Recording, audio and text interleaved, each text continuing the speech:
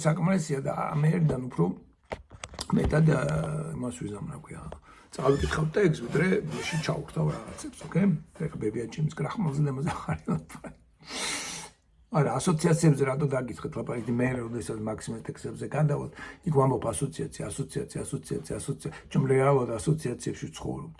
Გესმით რამ ხელოვნიშნულობა აქვს ასოციაციას. იქ შეიძლება იფიქროთ, რომ ედიშეს რაღაცა თარგმანი და მე ვამბობ, რომ ეს კარგი თარგმანია, მაგრამ აი ამ სიტყვას აი ასე თუ თარგმნით, მაშინ სხვა ასოციაციებს გამოიწვევს და იმ ასოციაციებზე ვლაპარაკობ მე და თქვენ ამბობ, აი რა თუ ძმა ხარ ასოციაციების ტექსტში რაღაც წერია და გავიგოთ ის ტექსტი, ხო?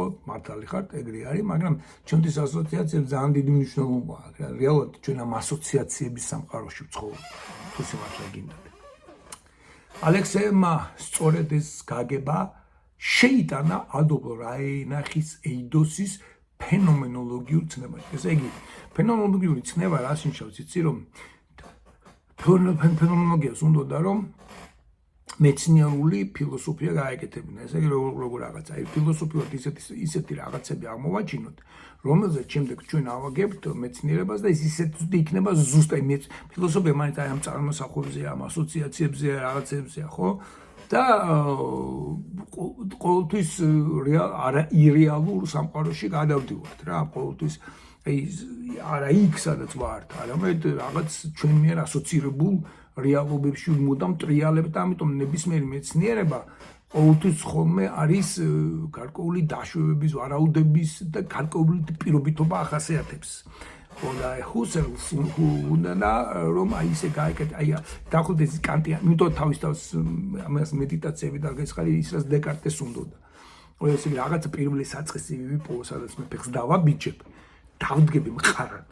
და მე სიმყარეზე ავაშენებ ლოგიკურად უკვე ყველა დანარჩენ ცნებას.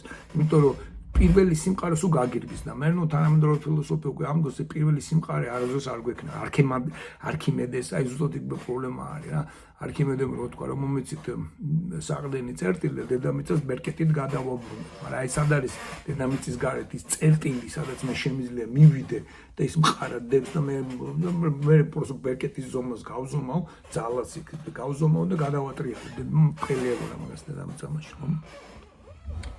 ხო და აი აქაც იქ ამიტომ ეძებდნენ ეიდოსებს. ეიდოსი რატო ამბობენ ეიდოსი? იმიტომ რომ მაქსიმე იდეებს, იდეა არის იდოსი და ეიდოსი, ხო?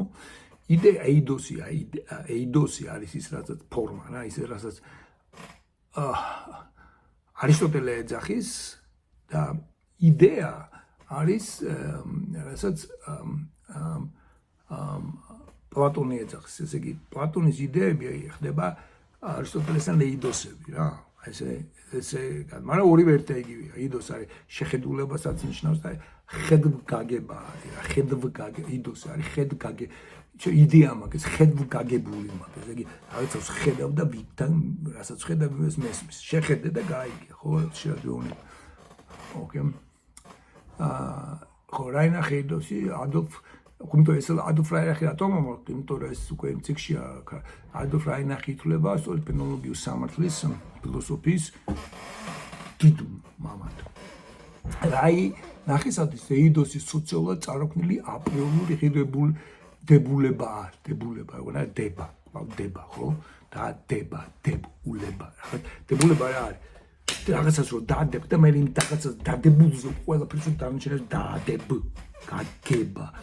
Deba, გადადება. Эй, დიპიტაური რა. ჩემ ნაწერს ვკითხულობ. მოგედი. რარი. ფენომენოლოგიის ცნებაში რაინახისათვის ეიდოსის სოციალურად წარმოქმნილი აპრიორული დებულებაა.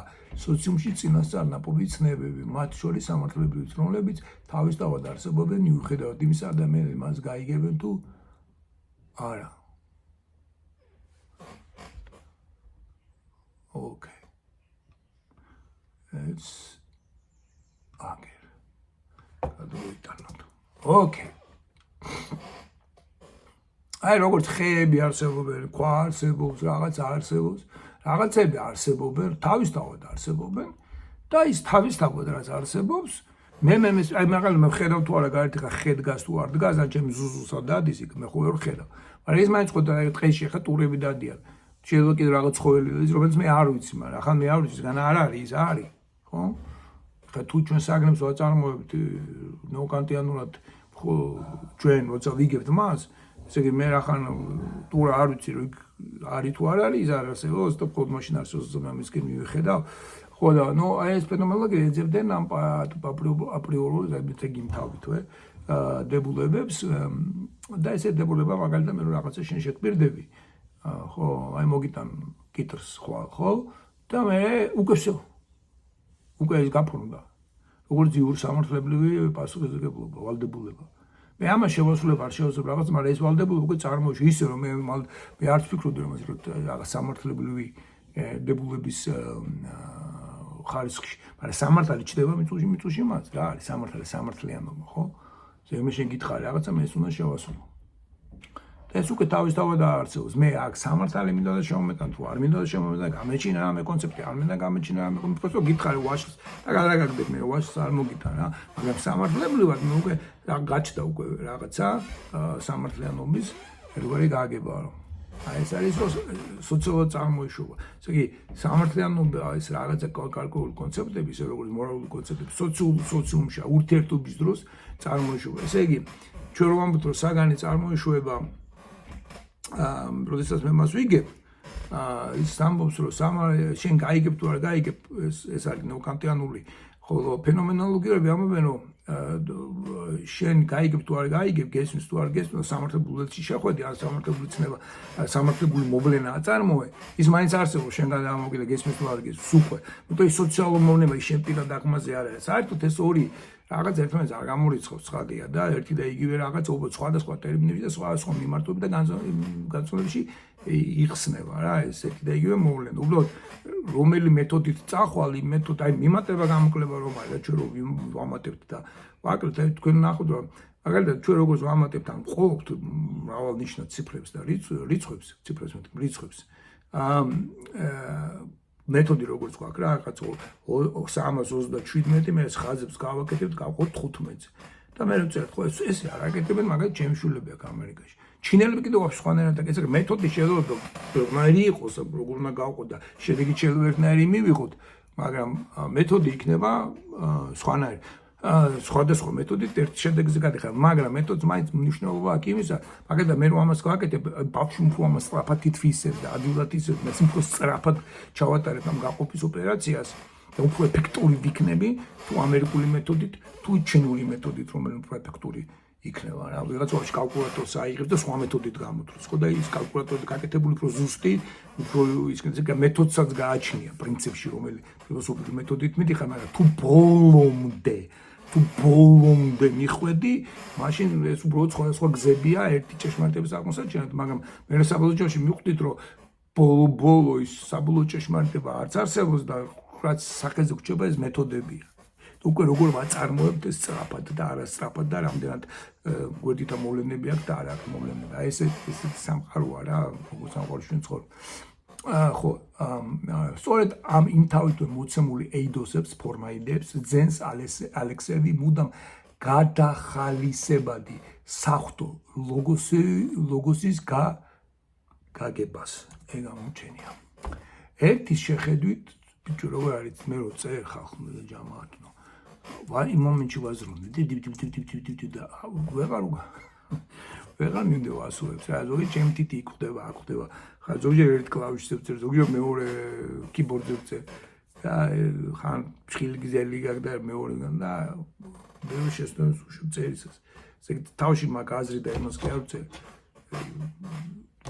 წერის დროს ერთი შეხედვით სოციალურად მოცემული იდეების ღმერთისაგან ნაბრძანებ მარადიულ იდეებთან გაიგივება უზუსტობაა მაგრამ თავარი აქ ისაა, რომელიც ეიდოს იდეები გარედანაა მოცემული, თუ თავს მოყვეული და ადამიანი პასიური ადეპტიღაა. ხა იცი პრინციპში ამას რატო ვაკეთებ? თუ რამდენადაა შესაძლებელი საღვთო ლოგოსში დაინახებოდეს მიწყივ ახლად ქმნადი თუ გადათხზვად, გადაწერცვადი საგან რეალობა, ორ სხვადასხვა ტექსტში გამოწვეული თმაქვს აღწერილი. ესე იგი ხო, ეს აქ თელი პრობლემა ისე თუ ღმერთის ლოგოსი ეს რა არის? ღმერთის ლოგოსი ეს არის აი უკვე გამყარებული და საღზე დაფრენა ღმერთი უკვე მზა არის შენი სახელი რაგვარი უკვე არ და შე როგორი უნდა იყო იქ უკვე განსაზღვრული და სადღაც არის მაშინ თავისუფლება ხო ჰეგელს ხომ ამას ვაბლავ და ამიტომ ესე იგი თუ მე ყოველთვის ნაკლე გამომდივარ რა ნაკლული გამომდივარ ყოველთვის შეუფერებელი გამომდივარ ღმერთისთვის ყოველთვის ცოდვილი გამომდივარ და ამიტომ შექმნა ღმერთმა აი სადისტი მამები რომ არიან რომ აუცილებლად რომ თავისი რაღაც სურვილები და ისინი რომ აქ რა ქვია რაღაცები რომ უნდა და ცხოვრებაში თუ ვერ გააკეთეს არ გამოვიდათ რაღაცა და მე თავის ბიჭს რომ მითი და ის რომ უნდა რომ გამოიყვანოს რა და ზოგჯერ ესეთი მამები დესპოტები ვთხოვდებიან ხოლმე ამდენ ბიჭს არ უნდა რა იურისტობა უნდა რა ის უნდა რა გადმიტა ორ რას უნდა აკეთოს მაქსიმესეულ ლოგოს აქვს ორგვარი გამოვლინება შეიძლება ითქვას ასპექტი საღვთო ნებელობა ანუ ღმერთის ნების ინდივიდუალური აქტი ლოგოსი ერთია და განუყოფელი და წყვილად მხოლოდ გონის საწოდომითად განიჭრიდება ესა ერთი საკუთრივი ლოგოსი როგორც ასეთი და მეორე მისი მოქმედება ვლენა ადამიანთან თანამოქმედებაში სინერგიაში ამ უკანასკნელს ეწოდება ტროპოსი გზა ხერხი სახეგბარობა ედი შერჩელიძე მას უწოდებს გვარწეს ლოგოს და მათ უწოდებს გვარწეს ლოგოს და გვარსახეს ტროპოს გვარწეს იგი წესად არის დადებული როგორი უნდა რა გვარი უნდა როგორი უნდა იყოს რა უნდა იყოს და გვარსახე ესე იგი თუ როგორი რეალურად როგორ სახესის რეალურად ღებულობს იღებს ის რასაც ზემოთხსენებული ნეოკანტიანელი კოჰენი უწოდებს კანტისეულს საგას თავის თავში გავს გვარწეს ანუ ღმერთის ნებელობას თავისთავად ხოლო იმას რასაც კოჰენი აღწერს ლოგოსად ანუ რეალობას მარად მიახლოვებად მაგრამ ვერ მისაწვდომადს არის ტროპოსი ესე იგი ხო ასე გამოდის რომ ადამიანი ცხოვრობს სწორედ ტროპოსულ გვარსახეულ რეალობაში და თავად მისი პიროვნებაც ღმერთის მიერ მის შესახებ ჩანაფიქრებებული ლოგოსის ტროპოსია ადამიანი არის არსებობის გვარსახე რეალობის გვარსახევე რეალობის წიაღში ბეს დავამატებ მაინც ზუსტი რო იყოს რეალობა გვარსახის ეს ჩავწერ მაშინ რეალობა გვარსახევე წიაღში oh my god აბას ვინკაი ამერან გუშინ მღერი ვარ რა просто ამერანი არ მქვია გახან მქვია რეალობის ესე იგი ადამიანი არის არსებობის გვარსახე რეალობა დამწერე რეალობა გვარსახევე წიაღში რეალობისა რომელსაც ეს ადამიანი თავად გონჭვრეთ აწარმოებს ლოგოსის